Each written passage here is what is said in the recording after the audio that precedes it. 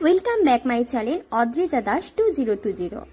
আজ আমি বানাতে চলেছি ছোলার ডাল। তো ছোলার ডাল করার জন্য আমি প্রেসার কুকারে সিটি দিয়েছি, আলুটাকে একটু সিদ্ধ করে নিয়েছি। তার সাথে আমি দিয়েছি মশলা হচ্ছে গোটা সাদা জিরে, তেজপাতা, আদা, টমেটো পেস্ট আর হচ্ছে কাঁচা লঙ্কা। লঙ্কাটা তোমরা নিজেদের মতো করে দিতে পারো। খুব সিম্পলভাবে আমি রান্নাটা করেছি, বেশি আমি মশলা ইউজ করিনি। স্বাদ মতো নুন দিয়ে দিয়েছি আর আমার তৈরি হয়ে যাচ্ছে এই আলু দিয়ে মাখা মাখা এই একটা ঝোল। এরপরে আমি দিয়ে দিচ্ছি ছোলার ডালটা সিদ্ধ করে রাখা।